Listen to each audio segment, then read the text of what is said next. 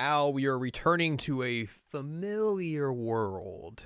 Yeah, one that we both really like. One that we both really like, but in a different context. Different A formats. different format. That is also true. Hello, welcome to this week's episode of the Season Anime Checkup OVA. It's a podcast where we have conversations about video games, anime, and manga. Hello, I'm Jared, joined as always by Doc Al and Ladium. Hello. This is episode 226. And we're going to talk about a show I believe we've talked about before. I should have looked this up before we started. Yeah, I'm not sure. Have we talked about But we have watched part of this before? before. Yes. That much I am certain of. I don't remember if we talked about it or not. I'm not sure either. Is the thing. We might have held off on it because there was more coming and then we didn't have it at the time. Perhaps. Are you looking it up or am I? I'm looking it up. I don't.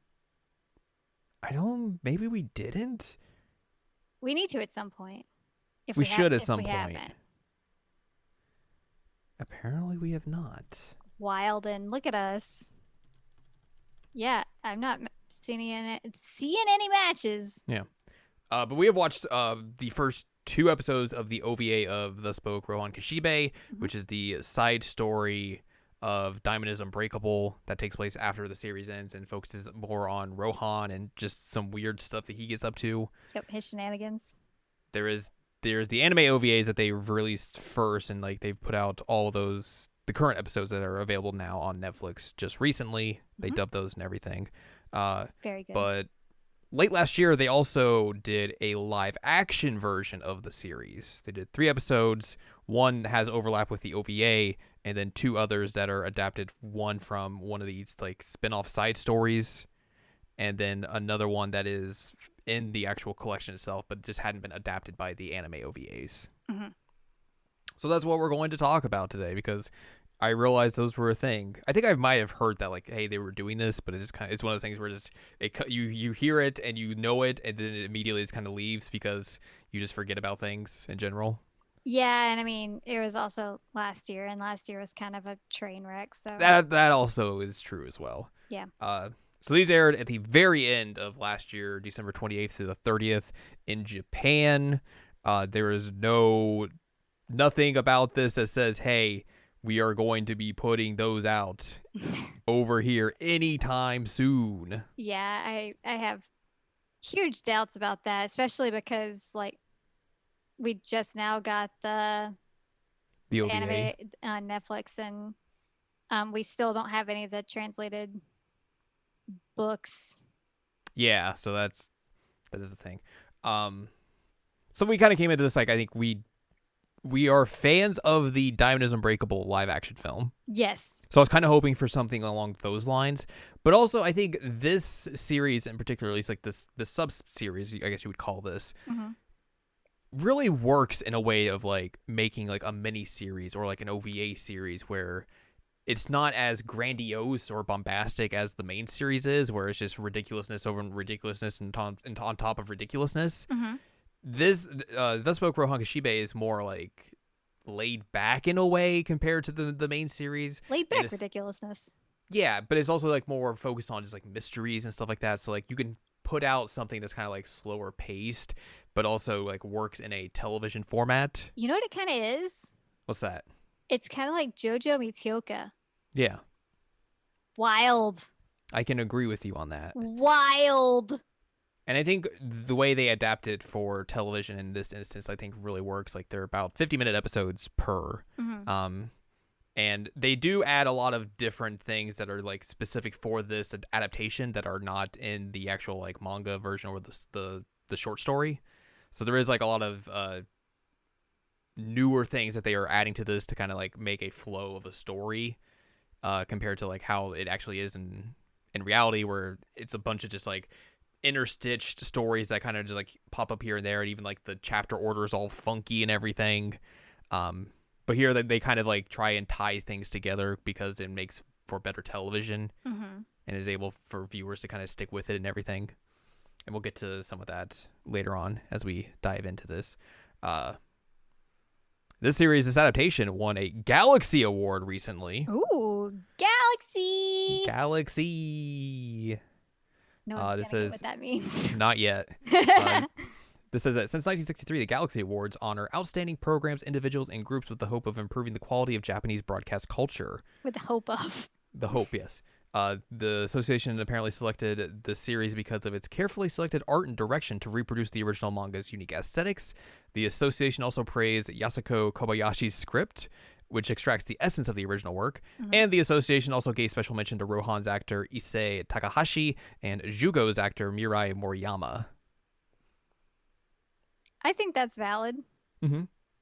Although I do think the gal should have gotten some recognition too, because she makes great facial expressions. Yeah, the cast of this is very good. Like they really kind of like dive into these characters. The guy who plays Rohan, Issei Takahashi, like really just nails that character. He nails it. Like he just really embodies him. It does help that like there's a quote from him in this wiki article that I have that like he basically says like, "Hey, I'm a fan." Oh, good. He says, and I quote, "I never thought the day would come when I was able to play Rohan-chan, a character that I've loved since I was in high school, so I was deeply moved. During the filming, I was conscious of how much I could physically express something like the continuity of movement between the panels of the original manga. This is something that I've never done before in my acting career, so it was a very enjoyable time for me as an actor. It was a real blessing to be able to discuss the design and details of Rohan's costumes with the staff over and over again." So like, here's a guy who's like, yes, I like this character. I want to play this character. I know this character. Which that's fantastic. Mm-hmm. And he really, really shows that he cares about this character. Like I said, he really embodies him. He's able to pull it off. He's able to do like facial expressions that you're like, oh yeah, I could see that happening. Like the mannerisms are perfect. Legitimately, like it felt like if Rohan were a real person, it would be that guy. Yeah. And I think as well, like, just with how like toned back like this series is in particular, like they don't have to rely on like we need to do a bunch of CG and everything to create stands and all of this, because that just really isn't a thing in this. Like you do get a lot of Heaven's Door in this, but you don't see the stand or anything. It's just let's make people's faces in the pages, which they actually do, I think, a good job of like recreating that in a live action sense, because like you could think of like how that could be very difficult to do. Yeah. But they are able to pull it off really well here, and I think that is a testament of like why they're able to kind of keep doing it here and there. And they it looks do like they some. did it with practical effects too. It doesn't look like it's CGI. It looks like got like a book on their face. Mm-hmm. It's pretty cool. I mean, like obviously them getting like the marks on their faces is CGI, but right. It's not that intense. Anyway, I cut you off. Sorry. I don't remember what I was saying anymore. So yes, we're talking exactly. about Heaven's Door and not having to rely on CGI. It was cool. They were able to use it like sporadically. It's cool. It was very cool. I really enjoyed how they pulled that off. But yeah, like even outside of that, like there's not a whole lot of like stand stuff in the like ancillary parts of the series. So. I don't even think they say the word stand a single time. I don't think they do either. I mean, they might say it like in other contexts, but not in the context they do of stand. like there are parts where they kind of reference like what it is, but like there is no real like explicit mention overtly saying like, hey, yes, stand stuff. You know. Exactly.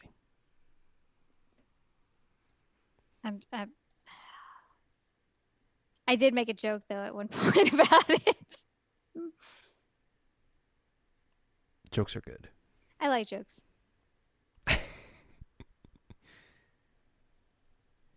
So yeah, like the cast I think is real good and everything. I think each episode is unique in its own individual way, kind of like is able to really enhance like what this series is and like just how weird this universe is, but also again, it doesn't have to be just completely over the top like the original series is. It can just be like, here's this weird mystery that's happening. I think it really is able to lean on the fact that Diamonds Unbreakable has a lot of the whole like slice of life going on in it, and you kind of get that here too. Yeah, it's more pronounced I think in this because it's like you don't have to, like, there's no like big threat happening. It's just here's Rohan's life, and he kind of gets into these weird situations and every now and then. Yep. And has to kind of figure them out with the use of his stand ability and all that sort of stuff. But for the most part, like you said, it's kind of like it's a mystery drama wrapped up in the JoJo universe. It's like awesome. on its own, you could show this to someone on its own merit and be like, yeah, this is JoJo, and they'd be like, what are you talking about? They would never know it's No. JoJo. This isn't. What are you talking? No. Where's all the beefy men? Where's all the ridiculousness? You only get one JoJo pose the entire series. One. So yeah, let's dive into these episodes. Let's do it. Here, and I'll get into some like differences from each individual episode and all that sort of stuff. I feel like we'll talk about the first episode later when we talk about the anime, so we'll kind of briefly go over that. But if you've seen the OVA anime, you will have seen this episode is the Millionaire Village, where there is a villa out in the middle of like some mountainous area that has like no way to it or anything, and it is up for sale for a very cheap amount, and all you have to do is go there and pass a series of tests, and hey, maybe you'll get to buy it or whatnot. Yay! But if you fail those, bad things can happen.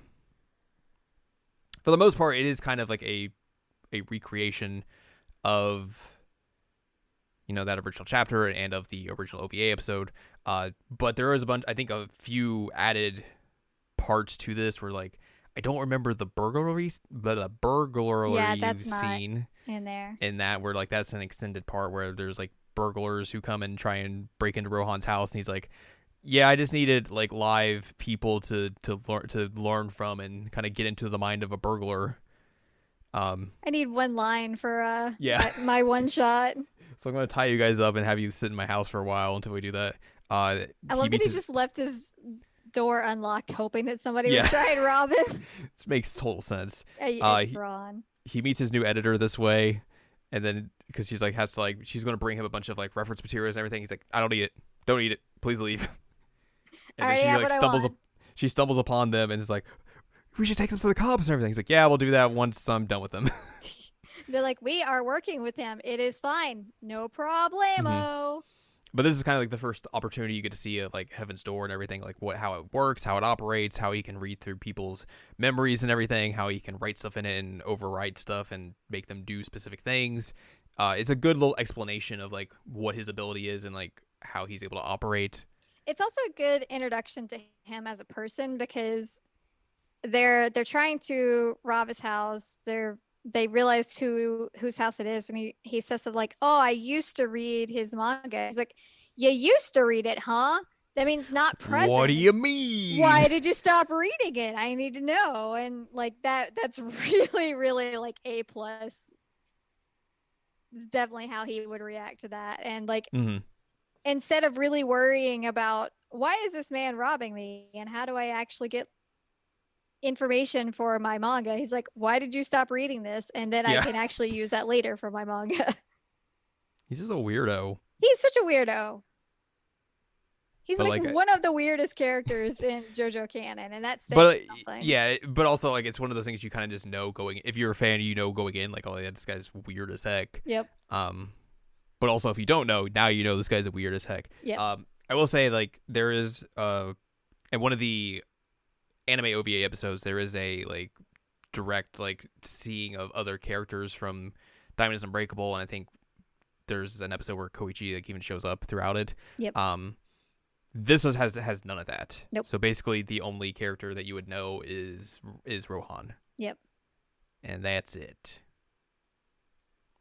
And not even like a reference to any of the other people. No, so but there was like I think slight references. Well, yeah, like the dice thing is definitely a reference. he definitely shakes the dice like thing like is this Yep. Is this an alien? Like there are specific references like that if you know. But like there are not they're not overt in a way that would be like, oh, what's Josuke doing? Yeah, well, like the same thing with the JoJo pose that he does in the second episode. Like you wouldn't know exactly what he's doing there unless you. It's very subtle. No, it's very subtle. It just looks like he's doing a weird thing with his body, and that's understandable given who we're dealing with here. Yes, exactly. We eventually meet his editor's boyfriend, Who's just high. Who just dumps sugar into coffee. Oh my God, it's so much sugar. He's just like dropping tablespoons of sugar into his coffee. And I'm like, oh my God, I like sugar, but I don't like sugar that much. That would make me vomit. And we joked that it was cocaine. Yep. And then eventually they go off to the villa to get it because the editor wants to buy it to help with his new one shot and everything. Things go very poorly like they do in the anime OVA. Well, and also the boyfriend, this is the first time that he's actually like engaged and got excited about something. Mm-hmm. Excited in quotation marks. So she's like, oh, okay, I need to do this. So they go there, they meet the small child who looks very creepy in this. We're just like, let's just put makeup over your eyebrows to make you even creepier. Yeah, I mean, like the kid's creepy in the anime. They really nailed that he's creepy here, even though it kind of is dressed like Mickey Mouse. I'm Mickey Mouse. I'm Mickey Mouse. No one's gonna know what that's goofy. I'm goofy.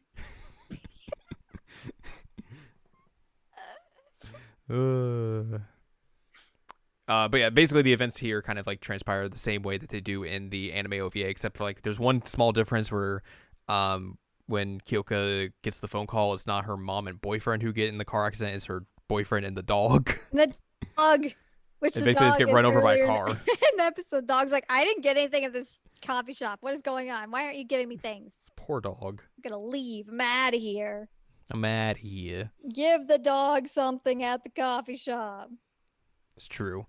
And then Rohan's able to find a way out of everything, out of the situation, and everything's hunky-dory. By thinking about royalty. By thinking about racist royalty. Yeah. Allegedly. Yeah, there. I don't want to get sued by the royal family. That is correct, yes. Allegedly. But essentially that first episode kind of goes the same way you would expect if you've seen the anime OVAs. If not, I think it's a good starter episode, and the stuff they add in kind of helps help you understand what this character is, how weird Rohan is and everything, and just give you a good jump start into like what you're getting into essentially. It's fun. It's very fun. The second episode is the first one that is new to us. Both the second and third episode are. This particular episode is adapted from the short stories, which are not a part of the manga collection, but a separate thing entirely, but still in this same universe. If JoJo's that makes sense. JoJo's so weird. JoJo is very weird. You are very correct. So yeah, this comes from the Thus Spoke Rohan Kishibe short story collection, and was written by Ballad Kitaguni. Oh. So not by Araki himself, but by someone else, but also got the sign off for it. Nice. This is an interesting episode because, like, again, I think this really plays into like how like it's very mysterious, but also low key in a way, but also like has the most JoJo-esque character in this entire miniseries. Yep. With Jugo. Yep. Because he is just so over the top and ridiculous. Like there is a scene where he meets up with Rohan at a cafe, and it is basically just the trope of an introvert having to deal with an extrovert. Yeah, like I think I even mentioned to you when we were watching this. I was like, oh God, this is my nightmare. Yeah. Like absolutely my nightmare. Like he keeps coming across the table. He keeps like putting his arms on the table. He just keeps talking, even though Ron's like, no. Mm-hmm. We don't need to speak. I've met you once. Yes, we work in the same group, but like, no, I don't need you. Please go away. He's like, nope. I don't know. You want to help me out with this? I got to figure out this new thing I'm trying to do. You want to tell me some good advice for this and everything? He's just all over the top and everything. Dude pays for his tea, and he's like, do you really think that that's gonna work? But he's very charismatic in a way. Just like he really like just jumps off the screen at you with just how over the top he is. Yeah. And just how it's very, very good. Yes. But he also brings to Rohan this list of taboo words, which they very good as a goof. When Rohan is looking through it, they blur out all the words and phrase like the definitions for it. It's so good. It's really dumb. That made me laugh. But they get to like this final word at the end, which is Kushigara. And they're like, what does that mean? I've never seen that before. And they're both very perplexed by it. And Jugo basically like goes off and like gets very obsessed with it. He wants to understand what this word is. What does it mean? Why is it on this list? What is the context of it being on this list? Why is there no definition? Why is there no definition for it? Why, like, what caused this word to become taboo and everything? And there's nothing about the word at all. Like, you can't figure out if it's like a dialect thing. You can't figure out if it's like a slang, an old word. Yeah. You couldn't Google it. You couldn't Google it. They made a fake Google, which is very good. Very, very good. So he's like trying to find it on the internet. He's trying to find through all these books and everything. And this all ties back to like there's a opening scene where you see this research professor who is also trying to figure out what this word is, and then he dies in a very like bad manners, let's say. He like screams the word and dies, and the poor security guard comes in. It's like, do what happened here? Ah, it's very bad. Yeah. Basically, like at one point, Rohan's in like a bookstore, just like just looking around and everything, and then Jugo like runs in like, I need to find this, because he's also like trying to like Rohan's also trying to like let me see if I can look around and see if there's anything with this, but Jugo is like way in deep and everything. Yeah, because he had asked the bookstore owner, he's like, hey, do you have anything about like older words or dialects or whatever? And the bookstore owner is like, oh man, you manga artists are really into this stuff lately. That's kind of weird, isn't it? And the guy says, I need to know if you got any more books in. Books. And it's like he just flings around the entire bookstore, and Rohan basically has to drag him out and be like, what are you doing? Bro, no. Bro, stop. Jugo like tells them like, oh man, it's been 3 days. Like, when have you last eaten? Oh, 3 days, like when I met you last. And Rohan's like, it was a week ago, dude. We met a week ago. He's like, oh, huh. Anyways, do you want to help me figure this out? Because I really need to figure this out. I'm desperate to figure this out. Rohan basically like kind of tries to help it by just like taking him back home and being like, dude, you need to clean up. Like, this place is a mess. But then he's like, Jugo gets way deep into trying to figure out what's happening. He also bought him a pizza. He literally like finds a pizza guy outside of the apartment complex and is like, hey, can you bring a pizza to this guy later? Put whatever toppings you want on it. I don't care. Just get this guy some food. Please. And the pizza guy's like, sure, I guess. Sure, that works. Which in the confrontation after the bookstore is where we get the JoJo pose, for the record.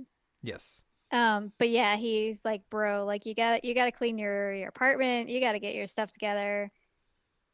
I'm gonna get this pizza guy to give you some pizza. You got problems. Anyway, I'm going home. Goodbye. Which basically leads to Rohan going back to his house, and Kyoka's there as well. There's like, he's trying to figure out what to do next, and she's like, hey, what are you gonna do next? He's like, oh, I'm trying to figure it out. And then Jugo just like shows up at his house. In the back door. He just walks in the back door with a pizza box and was like, hey. I figured it out. He was in the pizza. It's Kushigara pizza. And everyone's like, what? That's what? No. No. So like he starts like attacking Rohan out of the blue.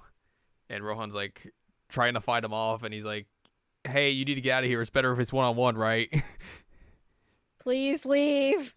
So Kyoka like leaves the room, and that allows him to use Heaven's Door to like open up and figure like, what's going on with this guy? Because they also like when he's like attacking him, they see like these like black worms or something in his mouth, or, like in the back of his throat, who are like saying the word, and he's like, that's weird. Yep. So he basically rummages through his memories and everything, figures out like his backstory and all this, and then eventually got a really normal name. Yeah. And eventually he gets to some current stuff, and it's got just the word Kushigara is like scribbled throughout all these like pages. And then eventually he opens up and like finds this like black pouch. It's just like yelling it in different Kushigara voices. Like it's got like some lady voices, some deep voices, some regular voices. It's wiggling. it just keeps like repeating the phrase over and over, and like he keeps trying to like put like, hey, forget about Kushigara, but like the It's prohibited. The words that he's writing keep like fading away, so he can't overwrite it that way. And then he starts to panic, like, oh god, basically this is a cursed word that, you know, transfers from person to person, and whoever gets it becomes just obsessed with the word so much so that they basically just kill themselves trying to figure out what this word means, but it doesn't mean anything. It's not a word. It's nothing, but you will never figure that out once you become obsessed with it and everything. And so, like, we had found out earlier that his editor had, like, passed the word on to him to get free of the curse, and lives in, like, a weird woodshed now. Yeah, because, like, the editor had, like, disappeared and no one knew what happened to him. But then they eventually find him, and like you said, what happened. Basically, Rohan finds a way out of this. He lets Kyoka back in, and he wakes up Jugo, and Jugo's like, why am I here? What am I doing here? Where am I? Where am I? You're in my house, dude. This is my house. You came because you wanted some help. Now, please leave. He's like, oh man, I feel like I've like taken a shower, I changed clothes, changed underwear. I feel so refreshed. This is amazing. He also says, man, it feels like I've slept for like a month. Yeah. So he just leaves, and then Kyoko's like, what did you do to him? He's like, I've learned some hypnosis. Yep. She's like, whoa, hypnosis, huh? Interesting. And he's like, please leave. I need to think now. But basically, then after that, we kind of see like exactly what he did. He basically just like overwrites Jugo's mind, like, forget everything you've learned over the past month. Yep. So that rids him of the cursed word and everything. We see like the next day he goes to like the bookstore, and the bookstore owner is also freaking out about it. And he's like, gotta do this to you too. Forget everything about the last 3 days. All right, you're good. And he has like this kind of panic moment of like, oh god, who else? He could have spread that word to everybody, but also like most people probably think about it and then be like, oh, whatever, who cares? But there could be someone who like just attaches to it and becomes obsessed with it too. Like maybe I could in all this. Yeah, and he's worried like maybe it's already in my head and I don't realize it. Yeah. And then he gets back home, he's just like, nah, whatever. Should be careful with the words you speak, essentially. Yeah, which, I mean, like I said, good life advice. Good life advice. But that's basically that episode. It was a very good episode. Yeah, it's very fun. Then we get to the final episode, titled DNA, which this is adapted from episode 8, DNA, the 7th chapter of Thus Spoke Rohan Kishibe, which was released in August of 2017. Fun facts. I'm still upset that you told me that 4-cheese pizza is like cheese and mayonnaise in Japan. Yeah, that's all pizza in Japan. Well, most pizza, I should say. It's the most upsetting thing I've heard all day. It's very bad. This episode begins with a car crash. It does. And we're just like, oh, this is weird. Yeah, it was very weird. And then they're just like, oh, here's a car crash. And then we get like 6 years later, and the lady that was in the car crash is like in her house, and she goes to check on her kid who is in a room that doesn't have a normal door to go in. It has a window blind. Yeah, it has a pink window blind that she pulls up, and then the kid's in this like fort, and the kid's like, yeah, because the kid speaks backwards. Yep. And also has 2 very different colored eyes. Yes. Kid's cursed. Kid's cursed. Demon kid. You're like, look, it's you. I did say that. For context, everyone, if you don't know, I was a demon child, and the fact that I think my eyeballs might have been too big for my head. I'm not sure what the situation was, but until I was about like 5 or 6 years old, my eyes were just entirely like dark brown, blackish looking in pictures. There were no whites to my eyes at all. It's true. So anyway, that's the context of me being a demon child. Anyway. Demon child. Demon child. I was a demon. So yeah, demon child. We go to Rohan, and he's with Kyoka. Rohan's just rolling dice. They're talking about like odds and miracles and whether that's coincidences and all that sort of stuff.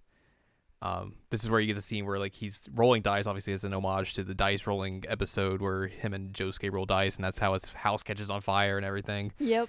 He takes one of the dice and like shakes it and like tries to listen in on it. Yep. Keeps shaking it, which is a good touch.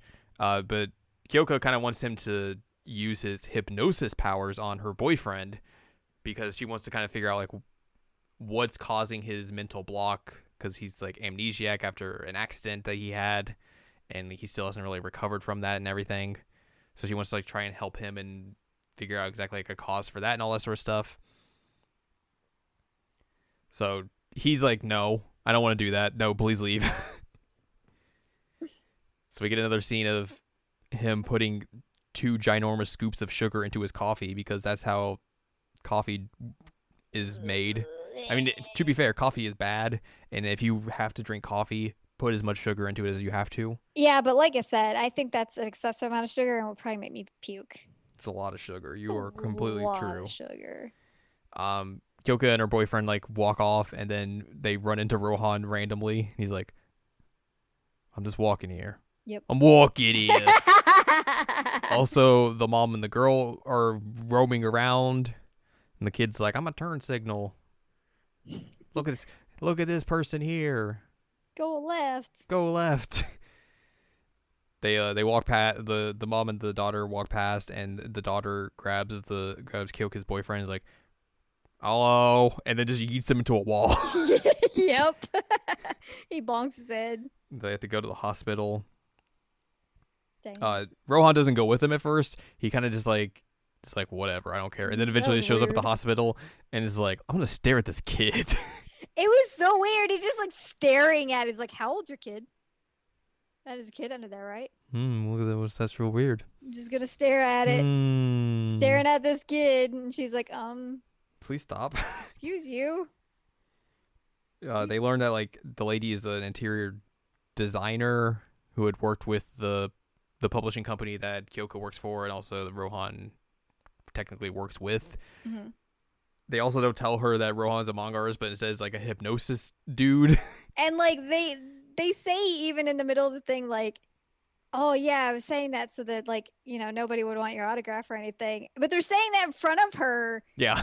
And oh, you do hypnosis? I'm like, you just heard them saying that it was a cover, and he even says it's a very bad cover. Yep. She was a little preoccupied. That's true. She, was holding her demon baby. Demon baby. Demon 6-year-old. The boyfriend comes out and is like, "Hello. They said I had a brain still. Cool. I gotta get more tests though." And then the girl grabs him again. Hello. He's like, "Hello," and he's like, "Whoa, I have an arm."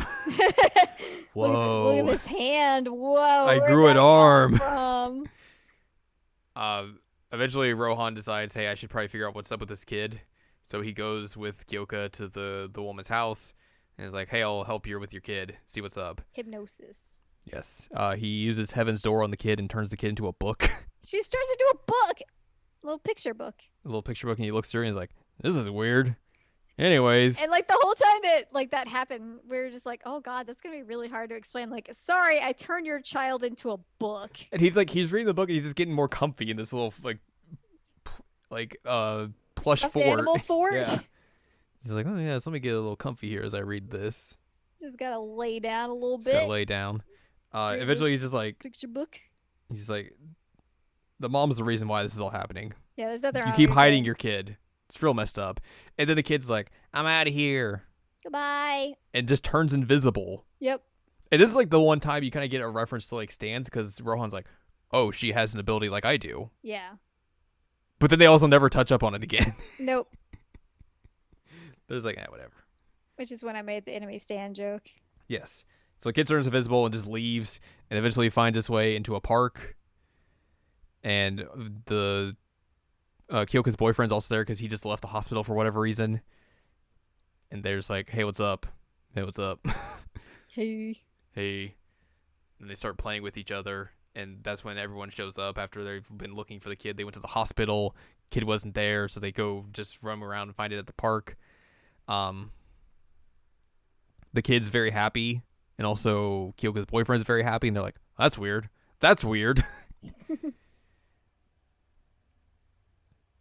They talk about how like the car accident at the very beginning of the episode was 6 years ago, but also Kyoko's boyfriend's accident was 6 years ago as well, and that he had to get an organ transplant, and both the mom and her significant other that is now dead were also organ donors. Mm-hmm.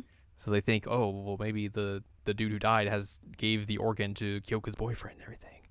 The little kid runs off, nearly gets ran over by a not BMW SUV. Not BMW. And then Rohan just like, they're like all chasing after the kid, and Rohan like takes a shortcut and is like, yoink.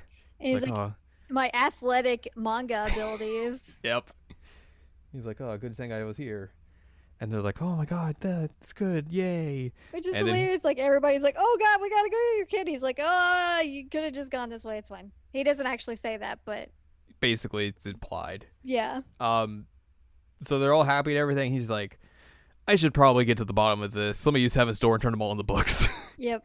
So he turns the child, the mom, Kyoko's boyfriend, and Kyoka all into books. Kyoka becomes a magazine. And he's like, yeah, I don't really need this. Let me put this aside. Bam, non-factor. It's really funny.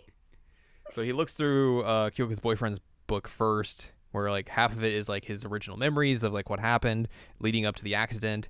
There's a part in the middle that's all black, and he's like, that's real strange. Like, you should still get memories even if you're unconscious.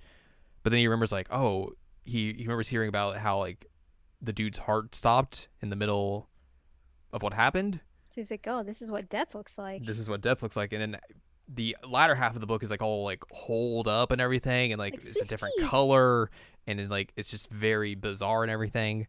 But also he kind of like sees like, oh, there's something weird to this, and opens it up, and like it becomes like a pop-up book. Mm-hmm. He looks at the child's book next and realizes it's the same thing. And then the mom's is also the same thing, and he puts them all together. And they hold hands. Oh. Interesting.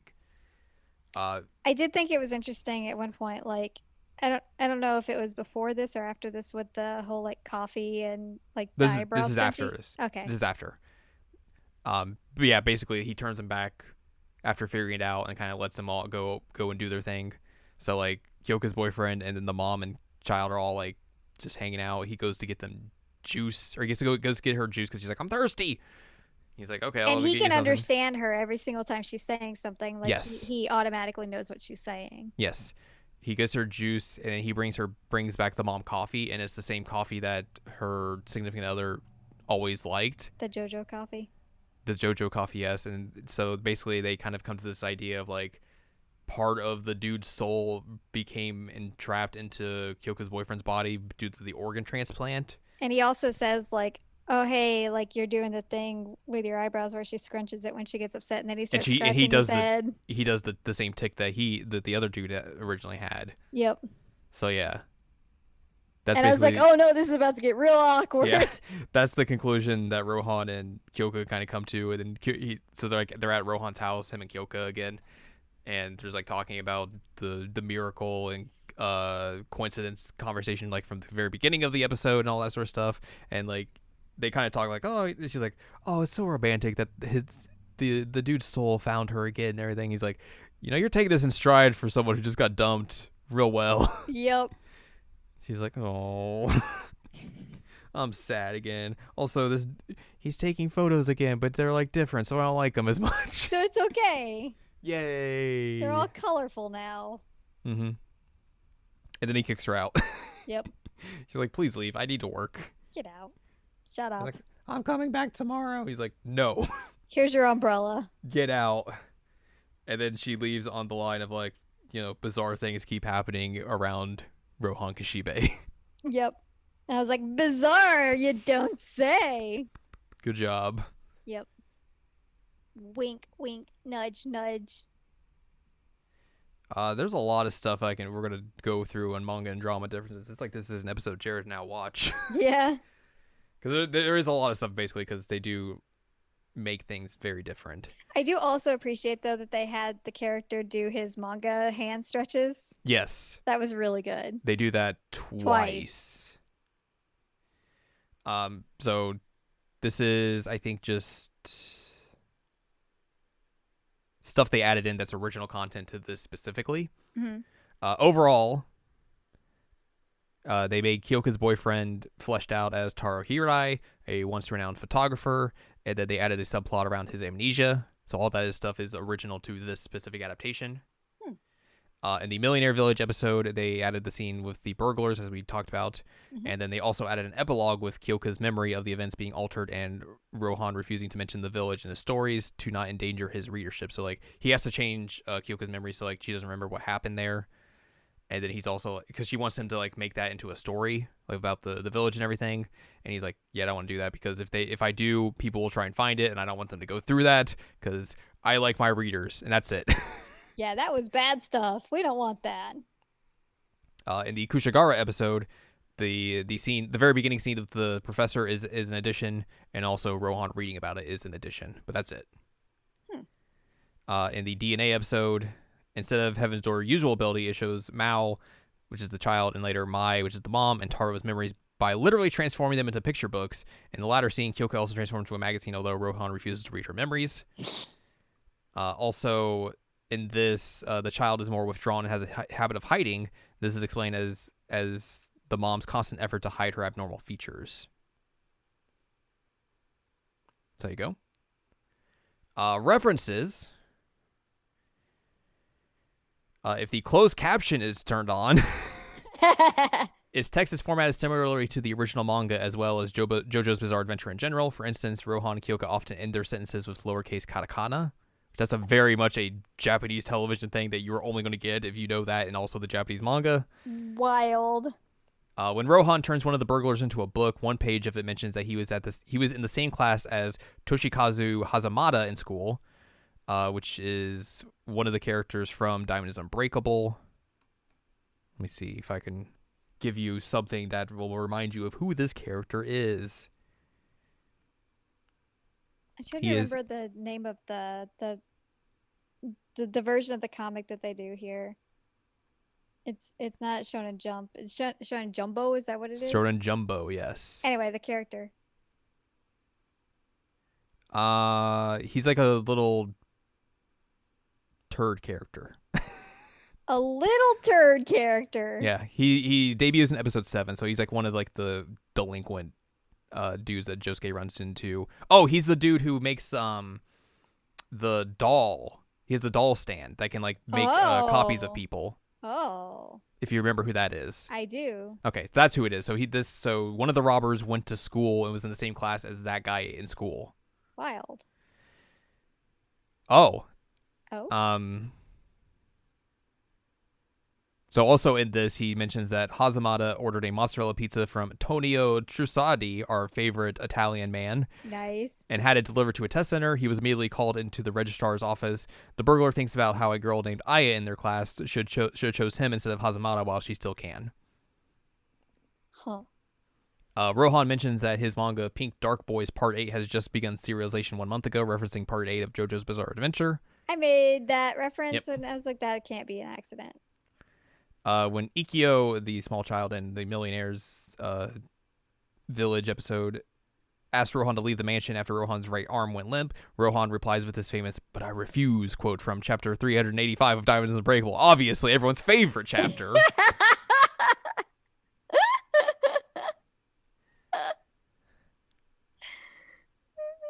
That's good. Chocolata's name appears on a book titled Chocolata's Operative Orthopedics in Kushigara, which is based on the real-life book named Campbell's Operative Orthopedics, which is a weird reference to put in as a Part 5 reference in a Part 4 story. That is a very weird thing to bring up, huh? In Kushigara, the pizza box that Jugo brings to Rohan's house is labeled Tonio Pizza after, of course, Tonio Trusadi. Mm-hmm. So he went to an Italian restaurant as well. Also, nice. I guess he's franchised now. He just makes pizza too. You know what? Good for him. One page of a newspaper in Kushigara mentions Yoshikage Kira. Oh. Why? You never know. That dude got caught. Yeah, but it would have been years later. Yeah. A sketch resembling Noriaki Kakyoin can be found in the room of Jugo's house with a pose that Kakyoin assumes in chapter 123. Sketches of Zeppeli and cars can also be seen. What? I didn't see that. Oh, that would have been cool to see.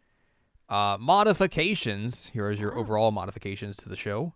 Heaven's Door stand form is never directly seen, akin to its appearance in Let's Go to the Manga Artist's House story arc of Diamond is Unbreakable. When Rohan turns someone into books, the type of pages differ depending on the victim. Kyoka's pages look like a fashion magazine, while Ikkyo's pages look like a refined book pages. Jugo's pages are a notebook full of scribbles. The word stand is never uttered and is replaced with the more generic term gift. Kyoka takes more importance in the drama and becomes a recurring character, appearing in stories in which she was originally absent. The publisher of Pink Dark Boy is formatted as Shumeisha rather than the real-life Shueisha. It's a very small change there. Modifications to the Millionaire Village episode. Kyoka is presented as Rohan's new editor and meets him for the first time at his house. When telling Rohan about the mountain village, she is also at his house rather than meeting him at a cafe. Kyoka's motivation for buying the villa is also to show moral support to Taro. Kyoka only commits 2 breaches, putting her finger into the teacup handle and answering the phone. Previous breaches, like stepping on the edge of a tatami, are pointed out as rookie mistakes. Her breaches result in her dog and Taro being endangered. When Rohan turns Ikkyo into a book, his punishment is not Kyoka's death, but rather the loss of his right arm. Rohan turns Kyoka into a book and puts her to sleep for a while. Thus he has to eat corn with one hand instead of 2 like in the original one-shot. He technically commits a breach, but escapes punishment because Ikkyo commits the greater breach in trying to make Rohan fail on purpose. In Kushigara, they omitted Jugo's new editor. Instead, it is the old editor who gave Jugo the list of forbidden terms and sentences. They developed a character of Jugo's editor at a scene of him in a warehouse later on. The time skip between Rohan and Jugo's first and second meetings is reduced to a week instead of a month. Rohan's fight with Jugo is briefer, and Rohan doesn't actually strike Jugo. And the climax of Kushigara happens at Rohan's office in Kyoka's presence, because obviously she would not have been there in the original. God, his house is so cool. It really is. I want that house. Even though we only see like one room of it and the entrance. Yes. And it's obviously a very big house. Anyway, continue. In the DNA episode, Kyoka's boyfriend Taro replaces the role of Obanazawa in the story. Whoever that is. He's a character in the DNA chapter. Aha. The original one-shot's plot point about sperm donation is omitted. Excuse me? The connection between Mao and Taro is changed into organ transplants from Akira to Taro. So the Obanazawa dude is the biological father of the small child. Wow. In the original series. So I guess it's like that's why. Huh. Wild. Obanazawa and Mai's husband Akira's quirk of opening canned coffee with her pinky finger, as well as their habit of sticking their tongue out, are both omitted, though Taro and Akira's mannerism of scratching their head with their pinky finger is kept. Instead, these quirks are replaced with Taro and Akira's preference for sweetened coffee. Yukiko Yamagishi is completely omitted. Instead, Mai and Mao pass in front of Rohan's group while Kyoka is introducing Taro to a coincidentally encountered Rohan. Rohan takes interest of Mao and follows Mai to investigate her daughter. Instead of Yukiko introducing Mai to Rohan, Kyoka pretends that Rohan is a hypnotherapist, which becomes the reason why she lets Rohan examine Mao. That's why he puts so much sugar in his coffee. Ah. He likes the sweet coffee. I thought he was just being a freaking Galaxy weirdo. brain. Whoa. The character Tomoya is omitted, which I think is supposed to be like Mao has like a sibling. Oh. And they added Mai's fear that her bloodline may be subject to the fate of having tragic accidents. It is explained as a mere coincidence. So there you go. Ow. Exactly. Don't hit me. Don't hit me. Don't. No. No. No. Ow. He hit me. Loki, you're not allowed to hit yet. He's like, it's the end of the episode. Time to hit. Smack. So yeah, that's all the differences and changes and modifications and additions and subtractions and multiplication and division that is included in the live action version of Thus Spoke Rohan Kishibe. God, I wish there were more of this. I would definitely watch it. I hope they make more of this. I That would hope so be too. fun. Like, hopefully, it winning an award makes them be like, maybe you should do more of this. I mean, they have enough material to adapt more episodes. Yeah, like I think them making Kyoka a bigger prominent part of this miniseries helped because like having her and Rohan kind of like just bounce off each other as like this weird duo, I think helps the overall story. It's very fun. Yeah. Just to see them both just interact with each other. And like it would be fun to see some of those other chapters or like even other parts of like the short stories adapted. Mm-hmm. Because I think like there's obviously a lot of stuff that you could do. So like, why not? I would love to see it. Yeah, I enjoyed this a lot. it was a lot of fun. And especially like if this dude really, really likes Rohan as much as he seems to, like he would probably be on board to do more. Yeah, absolutely. I still can't believe he's 40. Yeah, dude's old, but he doesn't look Hey, old. hey! 40's not old. Well, like, okay. He is old for this character. Yes, because Rohan would have been 27 in this part of the story. And dude is definitely not 27. No, but does not look like he is 40. He does not look 40. But I was just like, I Googled him. I'm like, whoa, you're 40? That's not 27. But he really pulled it off. Mm-hmm. Definitely. So yeah, like I agree. I hope they eventually do more of this because that would be a whole lot of fun. You know, the one big bummer about the whole thing, minus the fact that there might not be more of it, is the lack of finding the truth because that song freaking rules. But yeah, instead we just get very bizarre the music's soundtrack. So weird. The music is so weird. It reminds me, and I mentioned this in it, like it reminds me of the basement music and the Resident Evil 1 like director's cut. It's just bizarre. It's such weird music. That's what I'm talking about. One point where I was like, oh, piano. And you're like, oh, yeah, this is like the one time that the piano actually sounds like a normal piano. But otherwise, it's just the weirdest music. But yeah, that was a big bummer. I was like, oh, man, I do miss Coda for this instance here. But yeah, this was a lot of fun. I'm glad you came up with this idea. I am also glad I came up with this idea. Yay! I saw this. I will say that like the composer for the soundtrack, also did the Mobile Suit Gundam Thunderbolt soundtrack, and a lot of that soundtrack is like experimental jazz, where it's just like all over the place, but it works really well for that series. I mean, this works really well for this series too. Yeah, so what I'm saying is like this guy has like a knack for making weird music. Yeah, makes sense. And this there are some parts in this where just weird music is definitely a thing. Yep. But yeah, hopefully they make more of this, and this does not go the same way that the Diamond is Unbreakable live action film did, where they did one part and they're like, yeah, that's it. Yeah, that's a bummer. We're good. Real big bummer, especially because like anybody who's listened to us knows that Diamond is Unbreakable is our favorite part. So like more Diamond is Unbreakable content is a plus in my book. Absolutely. I say as I am under a blanket of Josuke.